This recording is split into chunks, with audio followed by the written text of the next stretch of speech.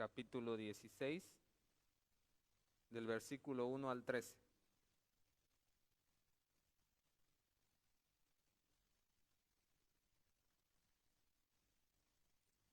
Es una historia bien conocida que ya muchos de ustedes la han debido leer o escuchar.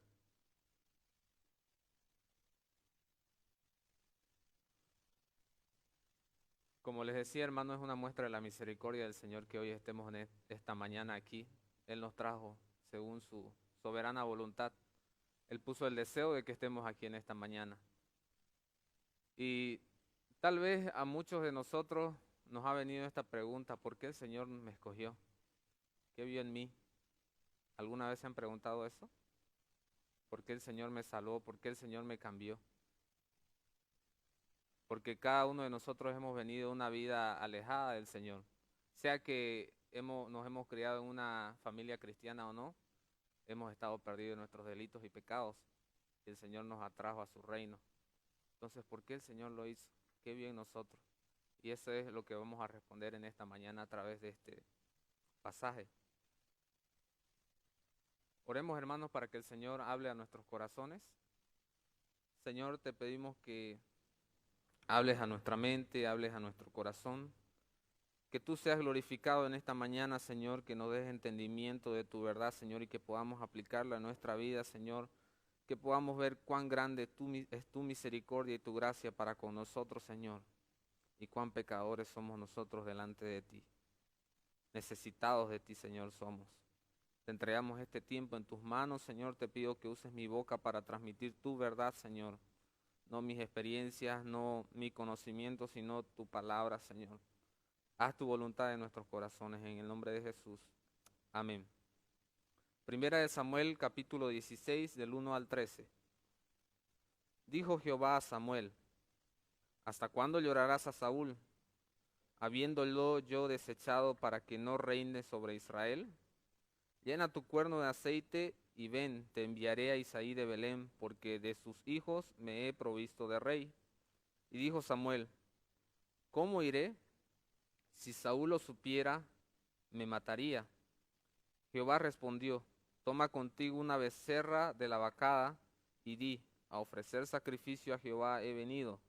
Y llama a Isaí al sacrificio, y yo te enseñaré lo que has de hacer, y me ungirás al que yo te dijere. Hizo pues Samuel como le dijo Jehová, y luego que él llegó a Belén, los ancianos de la ciudad salieron a recibirle con miedo y dijeron: ¿es pacífica tu venida? Él respondió: sí, vengo a ofrecer sacrificio a Jehová, santificaos y venid conmigo al sacrificio. Y santificando él a Isaí y a sus hijos, los llamó al sacrificio. Y aconteció que cuando ellos vinieron, él vio a Eliab y dijo: de cierto delante de Jehová estás ungido. Y Jehová respondió: no mires a su parecer ni a lo grande de su estatura, porque yo lo desecho. Porque Jehová no mira lo que mira el hombre, pues el hombre mira lo que está delante de sus ojos, pero Jehová mira el corazón. Entonces llamó Isaí a Abinadab y lo hizo pasar delante de Samuel, el cual dijo: tampoco a éste ha escogido Jehová. Hizo luego pasar Isaí a Sama, y él dijo: tampoco a éste ha elegido Jehová. E hizo pasar Isaí 7 hijos suyos delante de Samuel, pero Samuel dijo a Isaí: Jehová no ha elegido a estos. Entonces dijo Samuel a Isaí: ¿son estos todos tus hijos? Y él respondió: queda aún el menor, que apacienta las ovejas. Y dijo Samuel a Isaí: envía por él, porque no nos sentaremos a la mesa hasta que él venga aquí.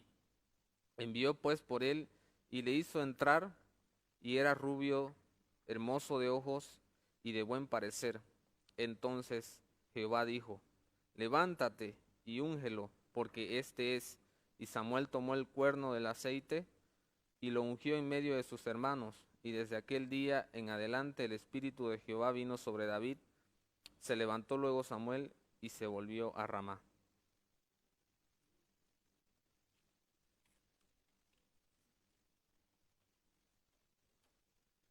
La pregunta que hice al principio: ¿qué vio Dios en nosotros? ¿Qué vio Dios en David para escogerlo? Primero, vamos a responder a esta pregunta: ¿qué motiva a Dios a escoger a una persona? ¿Qué motiva a Dios a escoger a una persona? ¿Qué lo impulsa a escoger a una persona? ¿Hay algo en las personas que lo motive a Dios a escogerlos? Primeramente vemos aquí el caso, vamos a ir al contexto. Lo que había sucedido es que Dios había escogido a Saúl como rey de Israel, pero Saúl no estaba obedeciendo al Señor.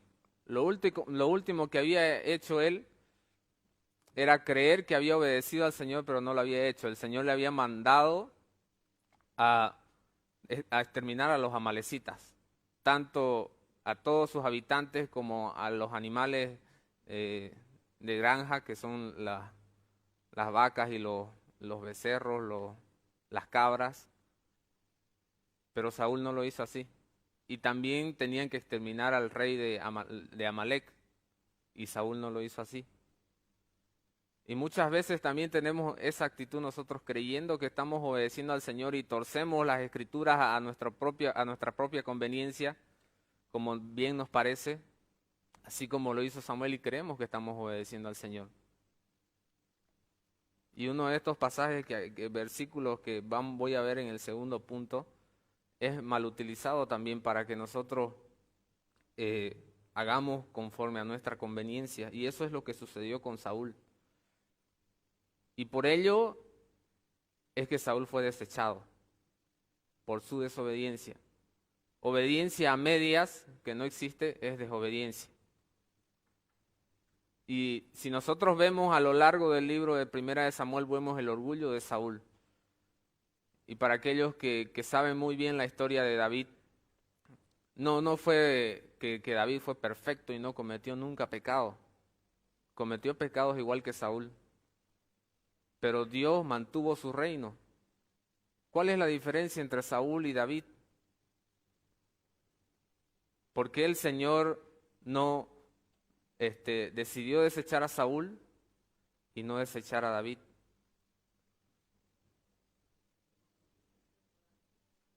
Aquí vemos que tenía un corazón conforme al corazón de Dios, pero ¿qué significa eso?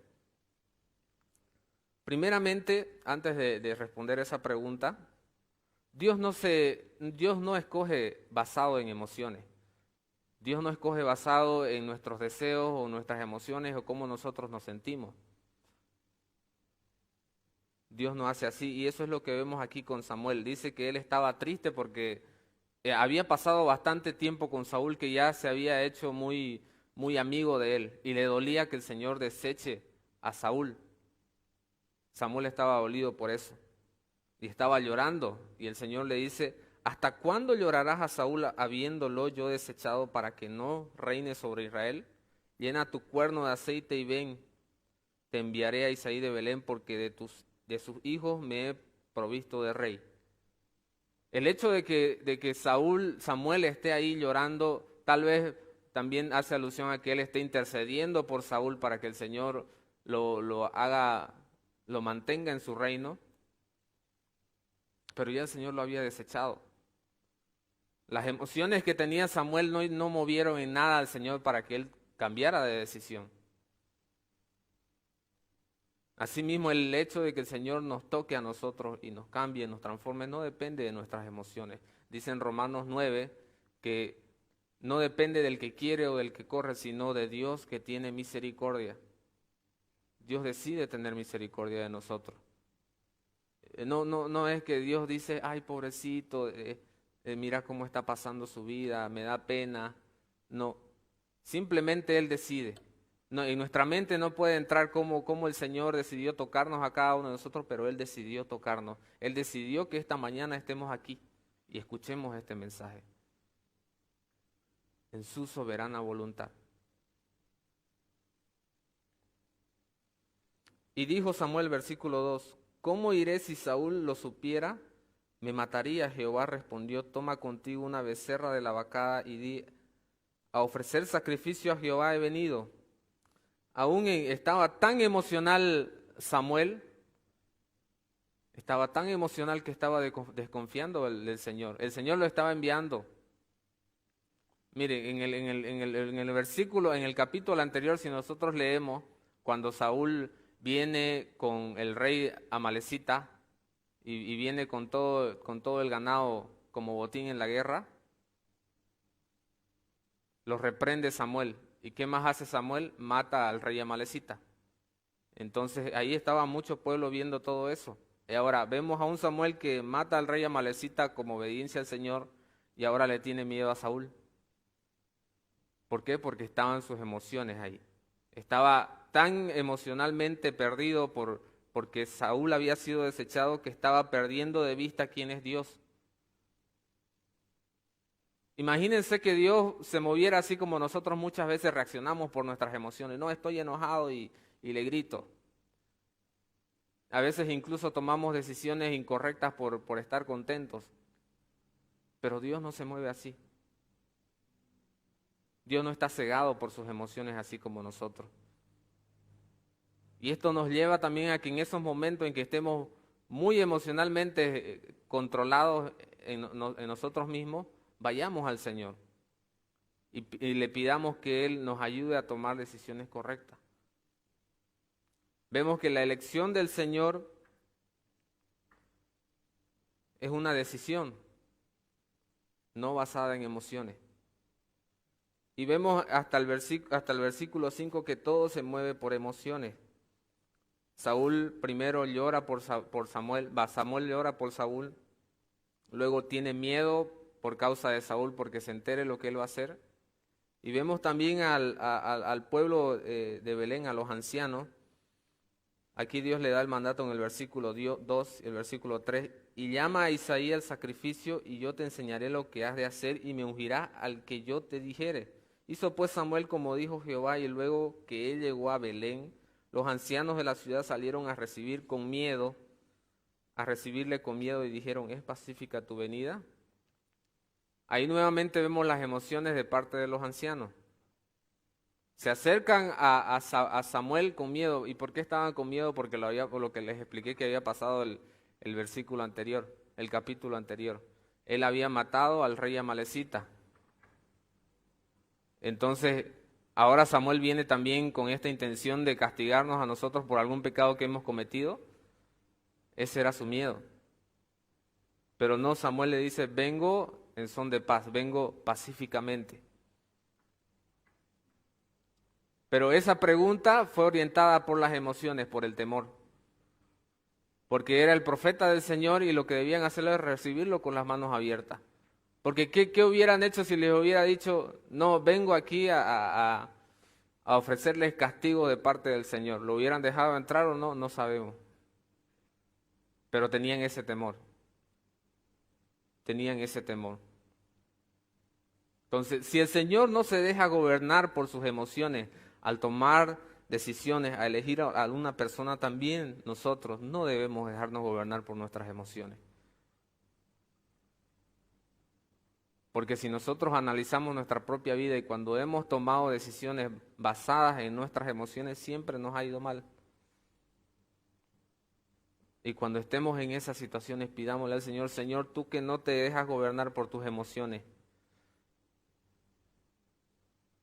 ayúdame, porque tú eres un Dios sabio. Y vemos aquí la guía del Señor, aún estando con todas esas emociones a flor de piel en Samuel, el Señor lo guió y él obedeció. Cuando nosotros vamos con todas nuestras emociones delante del Señor y vamos a su palabra y sabemos lo que tenemos que hacer, hagamos lo que sabemos que tenemos que hacer. Por más que nuestras emociones nos digan lo contrario. Cristo es nuestro mayor ejemplo, Él nunca se dejó gobernar por sus emociones. Y no es que las emociones sean malas. El problema no son las emociones, sino que si nos dejamos gobernar por la palabra de Dios o por las emociones. ¿Qué nos gobierna? Segundo punto, ¿qué guía, qué motiva a Dios a escoger a una persona? No lo motivan las emociones, tampoco lo impulsan lo que los demás piensen. Así como nosotros muchas veces somos gobernados por lo que los demás piensen, ¿no? Dice en el versículo 5, él respondió, ¿es pacífica tu venida?, le preguntan los ancianos, y él respondió, sí, vengo a ofrecer sacrificio a Jehová, santificaos y venid conmigo al sacrificio, y santificando él a Isaí y a sus hijos los llamó al sacrificio. Y aconteció que cuando ellos vinieron, él vio a Eliab y dijo, de cierto delante de Jehová estás ungido. Y Jehová respondió a Samuel, no mires a su parecer ni a lo grande de su estatura, porque yo lo desecho, porque Jehová no mira lo que mira el hombre, pues el hombre mira lo que está delante de sus ojos, pero Jehová mira el corazón. Y vemos hasta el versículo 9 que Isaí le presenta a 7 de sus hijos, y ninguno de ellos era el ungido. Ninguno de ellos. Vemos aquí la actitud de un padre, y aunque muchas veces querramos negarlo, la mayoría de los padres hacemos acepción con nuestros hijos. Y no es algo que razonemos y pensemos, no, yo amo bien, yo amo a todos mis hijos y le doy todo. Pero si analizamos bien cómo tenemos actitud diferente con cada uno de nuestros hijos, nos vamos a dar cuenta. Y siempre la maldad interior que tenemos nosotros orienta nuestras decisiones y nuestro parecer con respecto a las otras personas. Y la única manera que podamos verlo es a través de los ojos del Señor, a través de la palabra del Señor. Aquí vemos al profeta que le está haciendo notar eso a Isaí. Porque miren, en el versículo 5, Samuel los invita a todos a que vayan al sacrificio. Santifíquense, los santifica a todos, los santifica a los hijos de Isaí, los santifica a Isaí, pero resulta que en medio del sacrificio, cuando ya va a ungir al nuevo rey de Israel, falta un hijo. Es decir, que no lo estaba tomando en cuenta. Era algo tan importante ir a ofrecer al sacrificio de Jehová, pero no estaba uno de sus hijos. En verdad lo estaba teniendo en poco. Y esa era la percepción que tenía su propio padre acerca de David. Y lo mismo vemos con con Samuel al ver a Eliab en el versículo 6. Y aconteció que cuando ellos vinieron, él vio a Eliab y dijo, de cierto delante de Jehová estás ungido. En otras palabras dijo, este debe ser el ungido del Señor. Por lo que ve, por la apariencia. Tenía prácticamente el mismo porte de Saúl, un porte de guerra, un luchador. Dice la Escritura que Saúl era de alta estatura, de buen parecer. Lo mismo que vemos en Eliab. Pero la respuesta del Señor es, no mires a su parecer, ni lo grande de su estatura, porque yo lo desecho, porque Jehová no mira lo que mira el hombre, pues el hombre mira lo que está delante de sus ojos, pero Jehová mira el corazón. Muchas veces en el ámbito cristiano, en lo que yo fui creciendo, escuché esto cuando uno empieza a hablar de lo que está sucediendo o que con otra persona no está haciendo lo correcto delante del Señor. Y te dicen, pero Dios ve su corazón. Dios ve su corazón, gustando este versículo. El Señor no mira las apariencias, mira el corazón. Pero también dice la Biblia que Jesús mismo, de la abundancia del corazón, habla la boca. Entonces, lo que nosotros mostramos hacia afuera refleja lo que hay en nuestro corazón.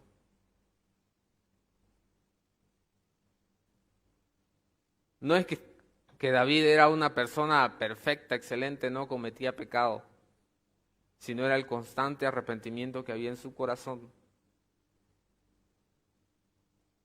Si ustedes ven toda la vida de David, cuando cometía pecado, siempre se arrepentía y los castigos del Señor eran severos con él. Los castigos del Señor eran severos con él. Entonces, ¿cómo sé que yo tengo un corazón que le agrada al Señor? Si hay constante arrepentimiento en mí, y esa es la obra del Espíritu Santo. El Señor en la intimidad de David ya conocía su corazón porque veía eso en él y Dios lo había puesto en su corazón.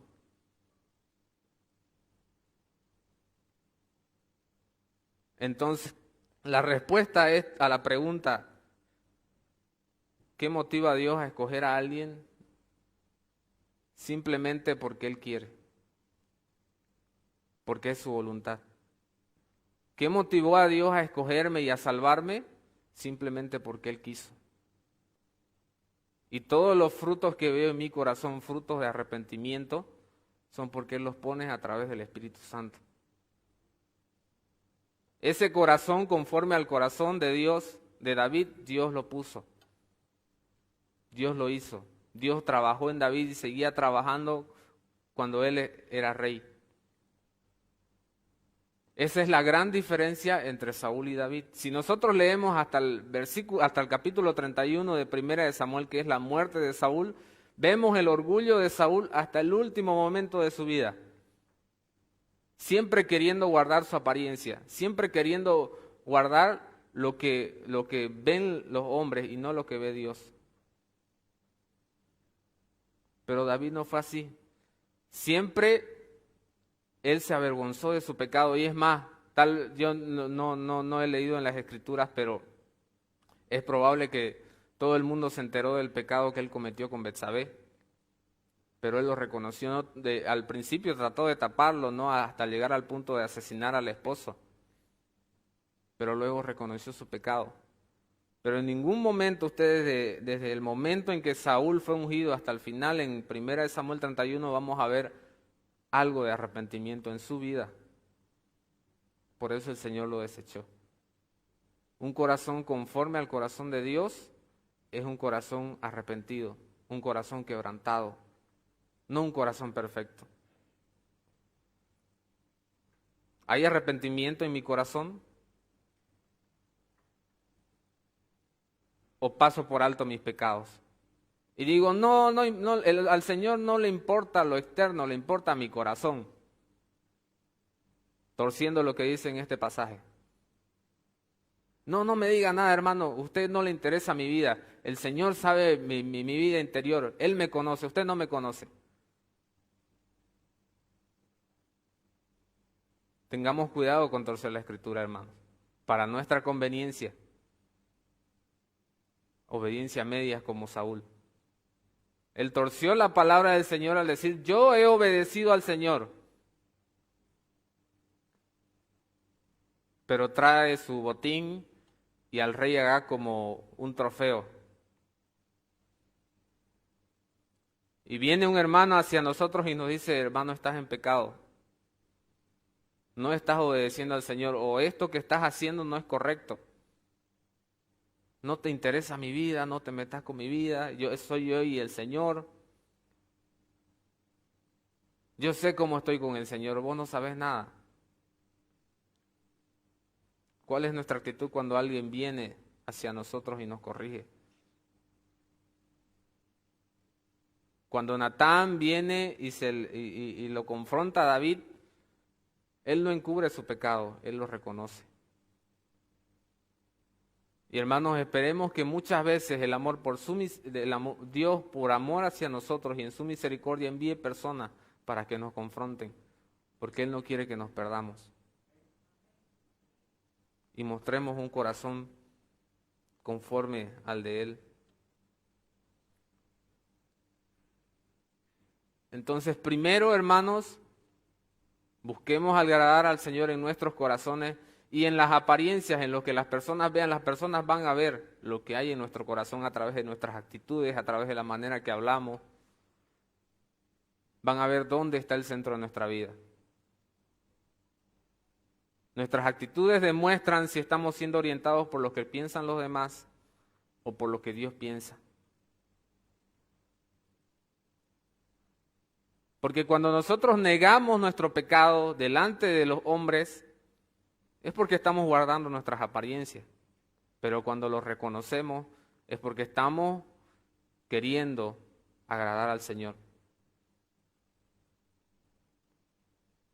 Punto número 1 que vimos, el Señor no escoge por emociones y por ende no debemos de gobernarnos tampoco nosotros por emociones. Punto número 2, el Señor no escoge por lo que piensen las personas.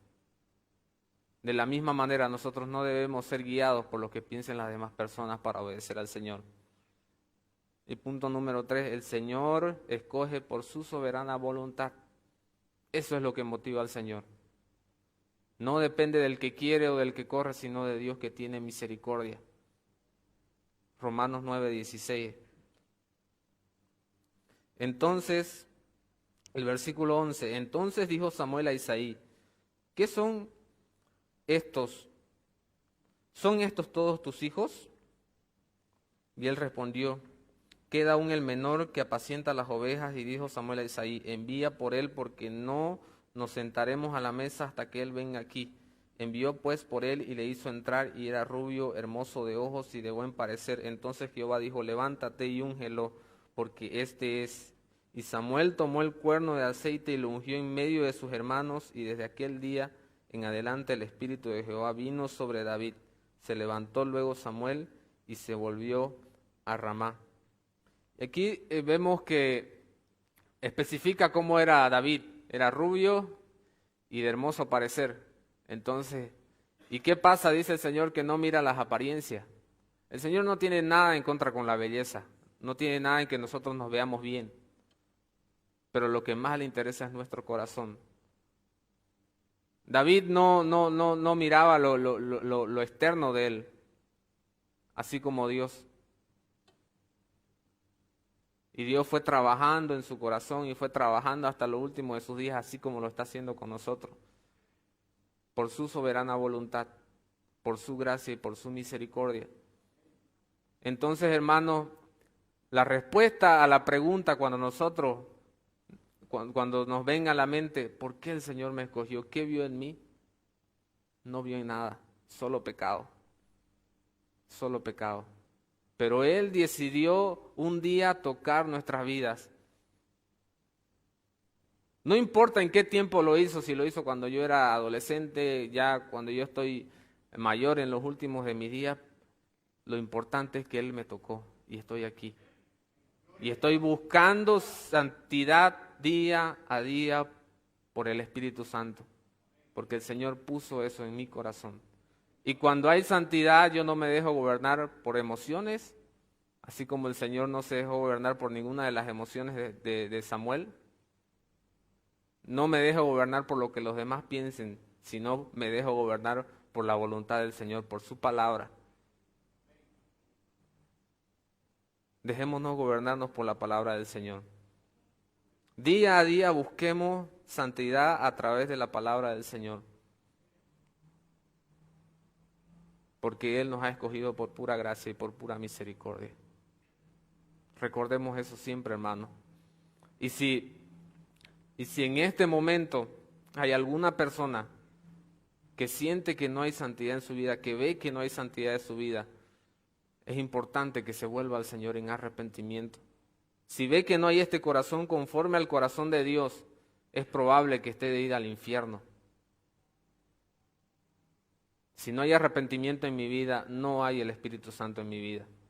Si no hay santidad en mi vida, no hay el Espíritu Santo en mi vida. Y simplemente hay apariencia. Simplemente hay apariencia. También podemos mostrar apariencia de piedad, pero en nuestras vidas privadas no hay santidad. Y eso el Señor lo ve y el Señor lo sabe. Así que tengamos cuidado con eso, hermanos.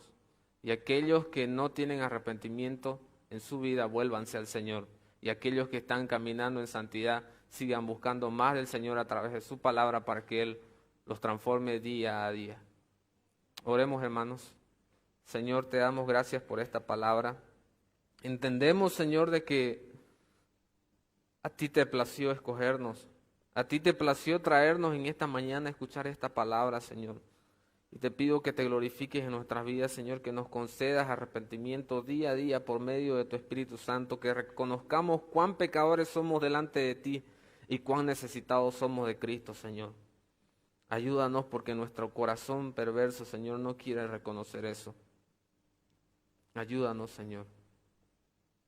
Te entrego la vida de mis hermanos, Señor. Te pido que pongas hambre y sed de tu palabra en ellos, Señor. Guarda su vida, Señor. Guarda su santidad. Y aquellos que aún no han llegado al conocimiento verdadero de tu Hijo Jesús, Señor, concédeles arrepentimiento. En el nombre de Jesús. Amén. Amén. Dios los bendiga, hermanos. Un momento quisiera darle